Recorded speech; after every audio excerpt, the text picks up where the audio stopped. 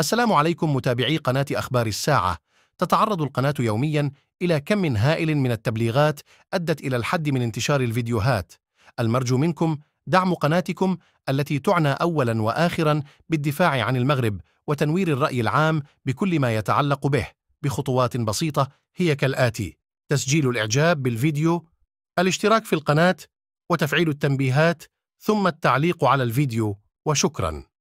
Les Algériens, les haragas algériens ils vendent leurs voitures, ils vendent leurs vêtements, leurs mères vendent des parures en or, leurs bijoux, ils s'endettent pour pouvoir aller à l'étranger, pour tenter cette harga, pour tenter la traversée au péril de leur vie. Et quand on est prêt à risquer sa vie pour quitter son pays, on ne peut pas dire qu'on nous semble satisfait. Ça veut dire que ce peuple, cette jeunesse, il n'y a pas que des jeunes, il y a même des femmes, des personnes plus ou moins âgées, pas que des jeunes de moins de 30 ans.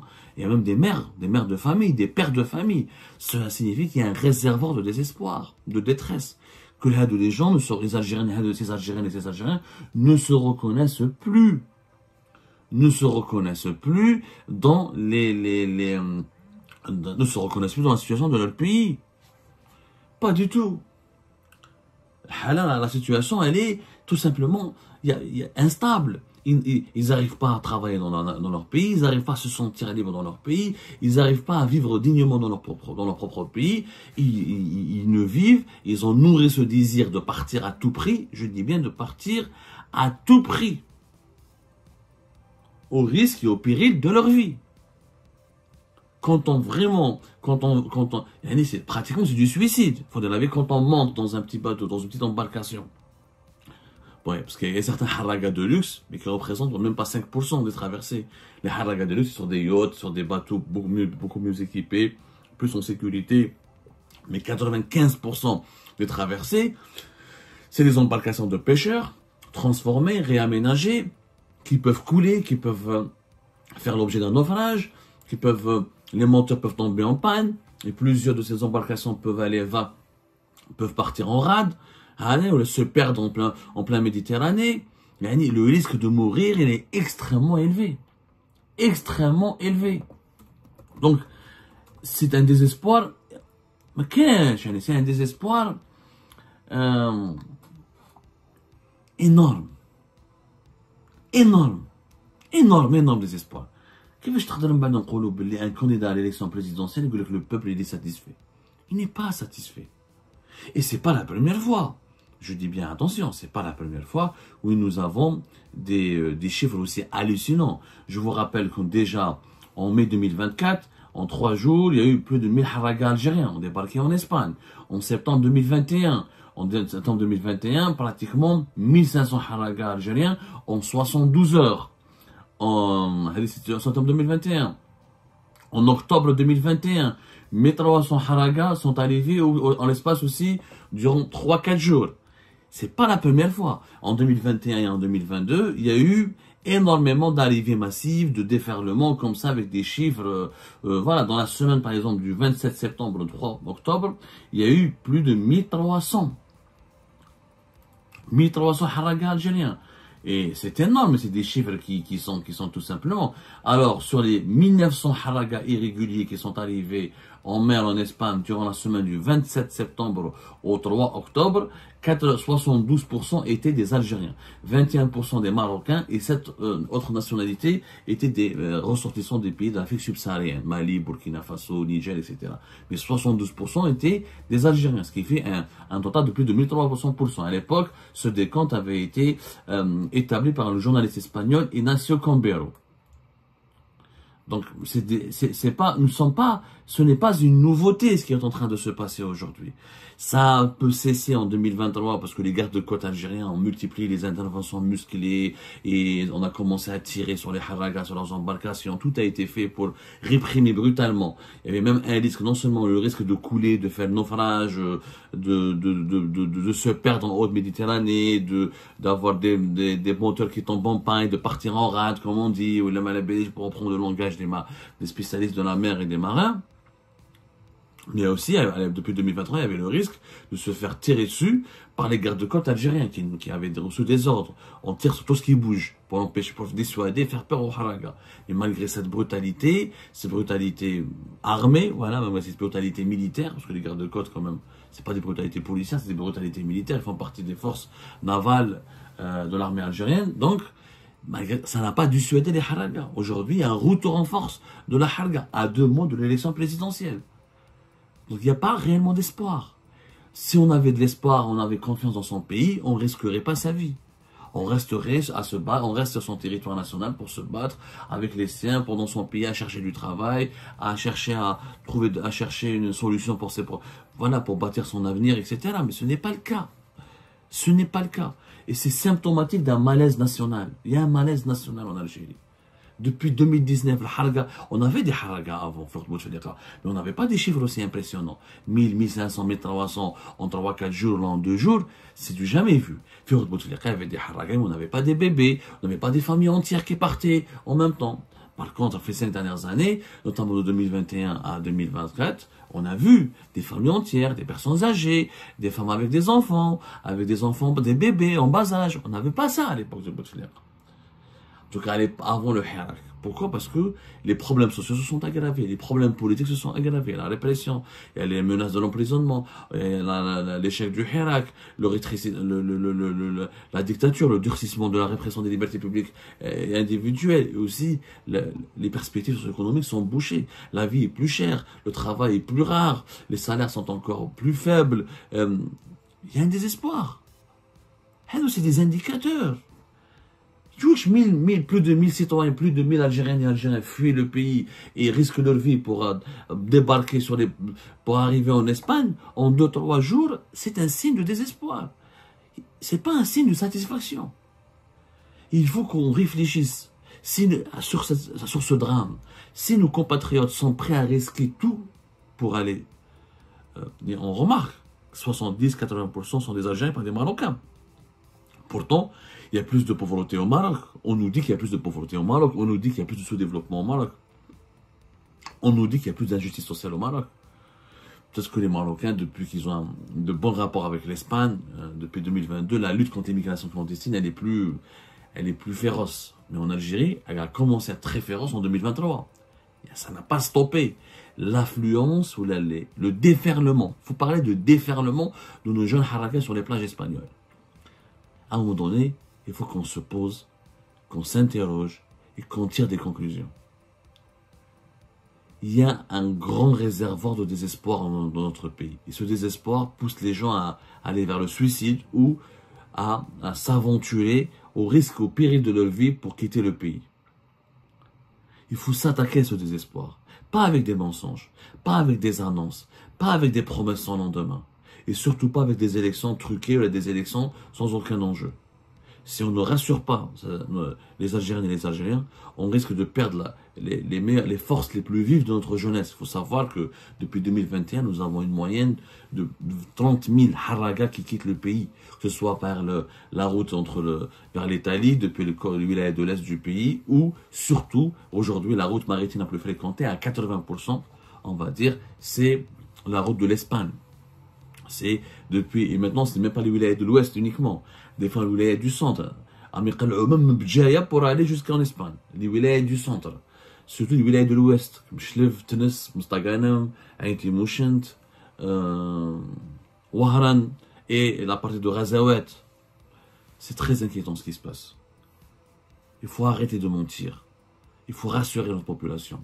Il faut lui donner de l'espoir. Si on ne leur donne pas, si on fout avec les autorités de protection maritime et de la sécurité maritime espagnole, ce sont ces sources-là, ce sont elles qui nous ont communiqué des informations extrêmement importantes et, je dis bien, extrêmement graves. Alors, il y a de cela 3 jours. Uniquement de cela 3 jours.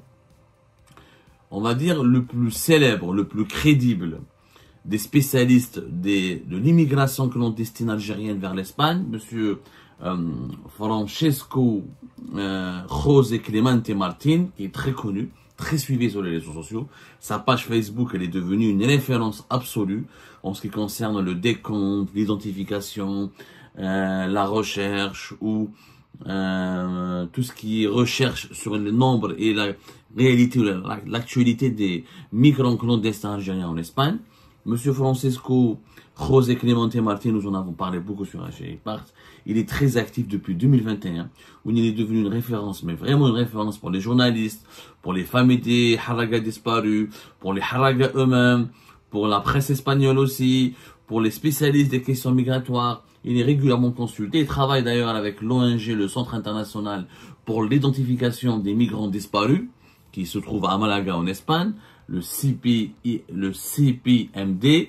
C'est une ONG spécialisée justement dans la prise en charge, la défense des droits des migrants et surtout, comme son nom l'indique, la recherche et l'identification des personnes qui sont mortes lors de cette traversée très risquée de la Méditerranée depuis l'Algérie, le Maroc, depuis le Maghreb vers les côtes du sud de l'Espagne. Donc, Francisco José Martin Clemente, du Centre international pour l'identification des migrants disparus. Vous pouvez aller voir, confirmer ces informations sur sa page Facebook. À chaque fois, il publie des comptes rendus précis, le nom des embarcations, l'âge des haragas interceptés ou secourus. Il travaille directement, il est directement en contact avec les haragas. Beaucoup d'embarcations de haragas ont son numéro ou des numéros de l'ONG pour laquelle il travaille à Malaga. Ils sont contactés par des haragas qui sont en grande difficulté pour demander l'intervention des secouristes espagnols. Il collabore directement avec le service maritime de la garde civile, ce sont les gardes-côtes d'Espagne. Il a accès à des sources officielles, il travaille avec des ONG aussi, avec des organisations comme la Croix-Rouge, qui accueillent les migrants, qui les soignent, qui hospitalisent les cas les plus dangereux, les plus fragiles. Il fait un compte rendu très précis. Il nous donne même l'âge des haragas, leur sexe, ils publient leurs photos, les photos de leur embarcation. C'est un travail de documentation excellent. Excellent. Monsieur Francisco José Clemente Martin, je n'ai jamais cessé de lui rendre hommage. C'est un grand humaniste et un grand professionnel. Ce qu'il fait pour sauver la vie, les efforts et les sacrifices qu'il fait avec ses propres moyens,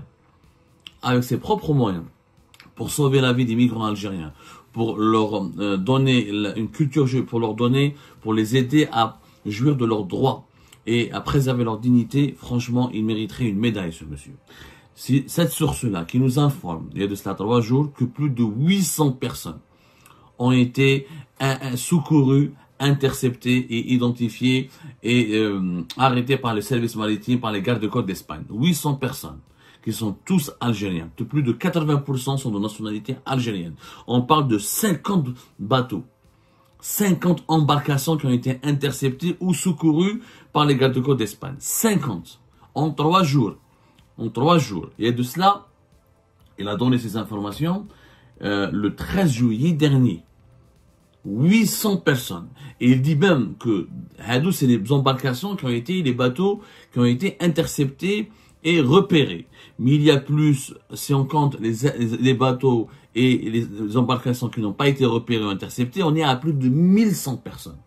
Ça veut dire que plus de 1000 haragas en 3 jours. Donc plus de 80% sont des Algériens et 10% uniquement sont des Marocains. Ce sont des chiffres fiables, puisque les haragas, une fois interceptés, ils sont identifiés, ils sont accueillis, ils sont interrogés, ils sont auditionnés et ils sont placés dans des centres d'hébergement, dans des centres de rétention.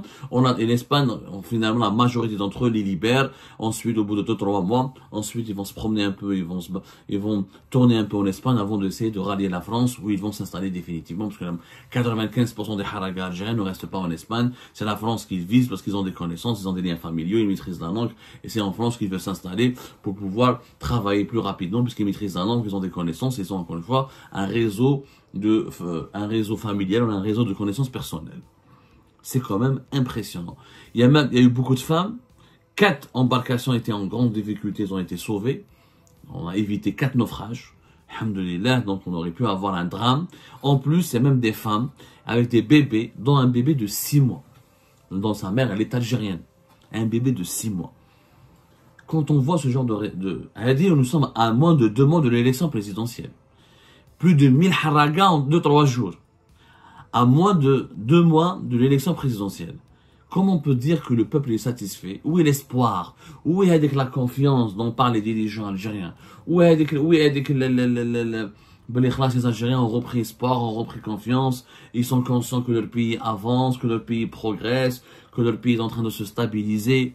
Moi, je ne vois pas du tout que quand 1000 personnes fuient illégalement, clandestinement et au péril de leur vie, à bord d'une embarcation, c'est des embarcations de fortune, c'est des petits bateaux de pêche, avec des moteurs motorisés, avec des moteurs un peu plus puissants que les embarcations de pêche classiques. Ce sont des embarcations très rustiques. C'est vraiment, heureusement qu'il y a le beau temps, comme il fait beau en ce moment au mois de juillet. On a l'impression que la mer, les eaux maritimes, la partie de la Méditerranée entre l'Algérie et l'Espagne, on a l'impression que c'est une piscine, mais si par malheur il y a un orage ou là, voilà, on peut avoir un naufrage, on peut se retrouver avec des drames, et d'ailleurs chaque année, il y a des centaines de morts. Des centaines de morts. Je me souviens, en 2023, il y a eu 500 morts minimum algériens. Minimum 500 morts déclarés disparus. Quand on dit qu'ils sont déclarés disparus, quand on disparaît en haute mer et quand son corps n'a jamais été retrouvé, c'est qu'on est mort. Il n'y a pas d'autres issues possibles, malheureusement. Il n'y a pas une île, on peut pas jouer au Robinson Crusoe entre l'Algérie et l'Espagne. Voilà, c'est 2-3 heures de traversée entre des wilayas comme Oran, Ain Temouchent, Mostaganem, ou là des coins comme Razawet et l'Espagne. L'Espagne, c'est quoi? C'est Almeria, Murcia, Alicante ou les îles Baléares. Donc c'est 2 heures, des fois 4 heures de traversée. Donc, quand il y a des disparus, c'est malheureusement souvent des morts. Plus de 1000 haragas en 2-3 jours, c'est un déferlement, c'est un exode. Ce n'est plus de la harga, c'est énorme.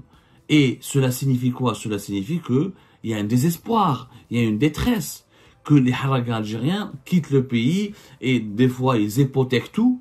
Et moi j'en ai vu des témoignages, on avait parlé hier sur le plateau du studio d'Algérie Part consacré aux élections présidentielles, avec l'affaire de Ammar Slimani, le jeune haraga tué par la police ici en France.